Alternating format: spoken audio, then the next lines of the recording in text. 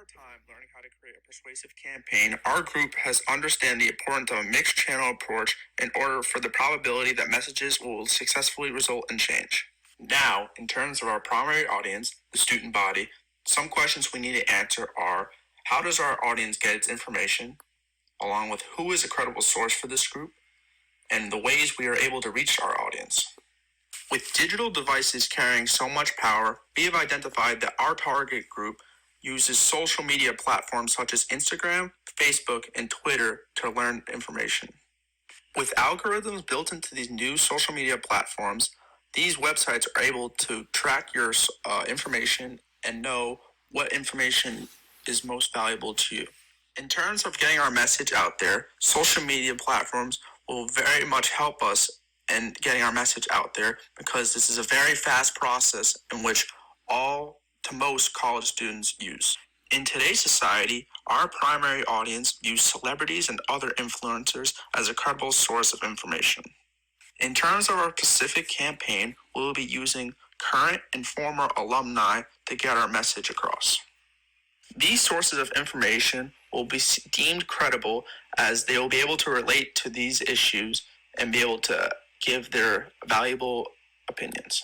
As I've stated earlier, we must understand the importance of a mixed channel approach. To get our message across, we will be using multiple channels such as public events and social media platforms. When we return to campus in the fall of 2021, we will soon implement a student rally to help implement this policy change. Thanks to the direct access that social media platforms offer, we will be now able to communicate directly to students about what our plans are for the summer and the upcoming semester. Finally, we understand how important it is for our message to be spread across campus. That is why our group will be submitting an essay to the SUNY Oneonta newspaper showing our case for why our policy change should be put into place. Through the use of multiple channels, we feel that we will be able to connect to our primary audience and get them behind our policy change. While the primary audience gets most of its information from the internet, our secondary audience is most likely to get information from television and reading newspapers. Through these channels of information, this differs from our primary audiences as we lack the resources necessary to get our message across televisions. The real impact these channels of communication has is that we will not be able to have instant communication with our secondary audience. While our primary audience may rely upon celebrities and other influencers, our secondary audience finds that an unbiased and someone who has evidence will be someone who is a credible source of information. For example, a credible source of information would be a network analyst or a respected author on the subject matter. These sources of information may hinder our campaign as we may not have access to these valuable resources. One of the most important channels of communication we will use to reach this audience is the SUNY Oneonta newspaper. As I've stated before, we will be submitting an essay as to why our policy change should be considered. The SUNY Oneonta newspaper is not meant for just students, but faculty as well. We hope, after hearing our proposition, the administration will change its mind about implementing our policy change. As we begin to gather students to fight this cause, the administration will soon learn how serious we are about this issue and will strongly consider taking action. Through the use of multiple channels, we will be one step closer to achieving our ultimate goal. Now that we have defined our approach and how we will deliver our message, it is now time to develop a clear timeline and tactics we will use in order to reach our end goal. Before we can display the tactics we will use, we must come up with an end date to decide when we hope the administration will approve our proposal. By December 13th, we hope to get the clearance necessary in order to put in our policy change for the fall of 2022. For the purpose of this exercise, we will begin our various communication activities in June.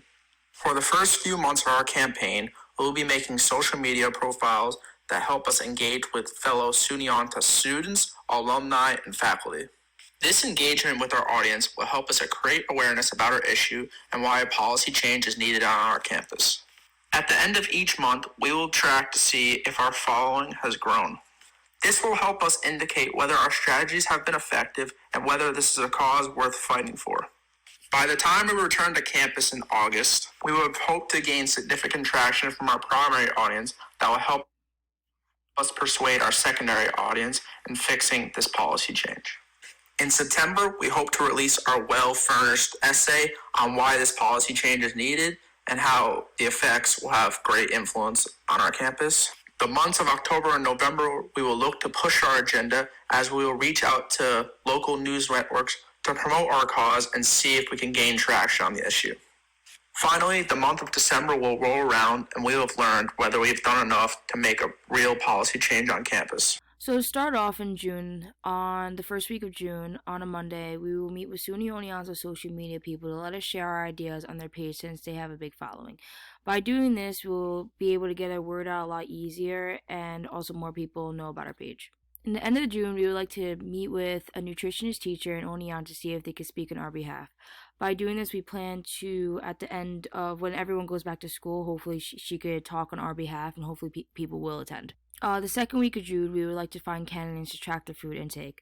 By doing this, when it gets closer to school, we would like to reevaluate and bring all the information we have found. At the end of June, we would like to reach out to students majoring in dietetics to see if they will be willing to discuss the importance of healthy eating. By doing this, we could share the information that we have learned from them on our social media page and elsewhere. For our evaluation this month, current students will be polled on their opinions of last semester's food options, and new students will be polled on their expectations of their food. In the beginning of July, we would like to share information on social media of how students feel about the food. By doing this, people could compare and contrast and also be more likely to share their opinion. In the second week of July, we would like to get in contact with the places Oneonta gets their food from. By doing this, by getting more information on the places, we could be able to share and spread more awareness about the food intake and the places they're getting it from. For their evaluation in July, we would like to check on the food intake students have had during the summer that we planned in June. We just want to keep updated with them and make sure they're doing everything correctly and seeing how they're feeling with everything. At the end of July, we would like to use Facebook to get in contact with parents and their outlook on it by using polls. By doing this, we will not only have the students' opinions, but also the parents. In the first week of August, we would like to do two important things for our campaign. First is to start sharing times of online group events to share more awareness. We would like to do some Zoom calls and maybe talk and be able to communicate and see their opinions on it. And end of the first week, we would like to post a video of the nutritionist teacher talking about eating right and how it affects mental health. This video will go on all our social media platforms to really get a taste, and an adult talking about it is really important to us. The second week of August, for our evaluation, we would like to see how much followings we have gotten on our social media platform. With all the social media platforms almost being used, we should have a good amount of following by now. And with all our social medias, we would also like to start posting statistics to support our claim, because we could always talk whatever we say, but we always have to have back up to prove what we're saying is true. In the first week of September, we would like to post an article prompting our policy change. It's important to show that we are legit and we are doing whatever we can. The second week of September, we're going to start gathering information of the students tracking their food out of school, and then we're going to start new research on the intake with the same people in school. We are going to see how they feel, we're going to see what they think about it, and the lifestyle change they have had. The third week of September, we're going to get the nutritionist teacher to talk at 4 o'clock with food for people to eat if they attend. With the food, we're hoping that it will attract more students and teachers and even parents if they want to come. Last week of September will be the first rally with students. Hosting a healthy cooking night with students, because we believe that interacting with students is the best way to have a good connection with our primary audience. For the second week of October, we would take a poll to see how the students feel about the food choices, and that would be our evaluation. And for then we would post on Instagram to see the students expressing their difficulties with their current dining food options. There are many pages that Oneonta students use to express their concerns, and our page would be one of them.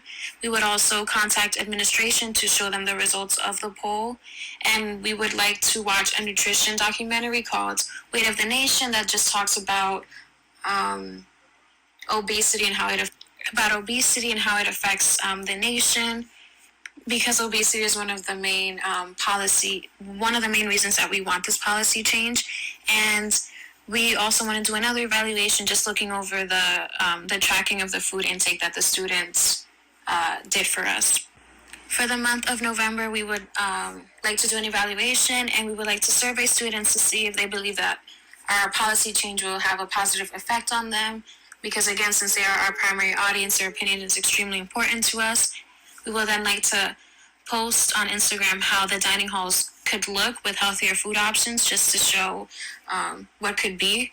And we would also like to share our policy change on Instagram, Twitter, and Facebook, because we know that our audiences have different communication methods. So we need to ensure that we can talk to them through each channel. And we would also like to go to the dining hall just to document how unhealthy the foods currently are. And since it's the month of November, we would like to have a food pyramid potluck, just to have a sense of unity and trust.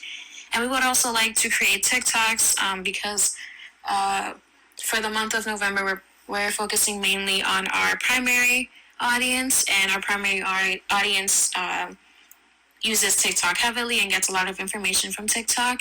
And the last thing we would like to do is a movie night, just to thank the students for their support because as we've learned, when you do something nice for someone, they are more likely to do something nice for you. So we're using a bit of a persuasion technique there. Finally, we are in the month of December, and the time has come to see if our policy change will be made. For our first activity in the month of December, we chose the date of December 6th to schedule a meeting with our administration, staging our final claim for the policy change. The next date we chose is December 15th. On this day, we will be posting our final social media posting about the deadline to make our policy change. The next activity on our calendar will take place on December 20th, in which we have organized a TV appearance with local news networks to promote our cause. This short segment will spread awareness as to why this policy change is needed and how it could have a lasting effect on the SUNY Oneonta students. Finally, we have outlined December 29th as we need a decision on whether our policy change will be approved.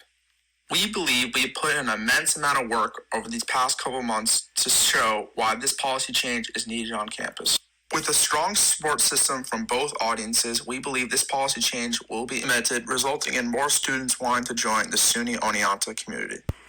The primary focus of public relations is generating publicity.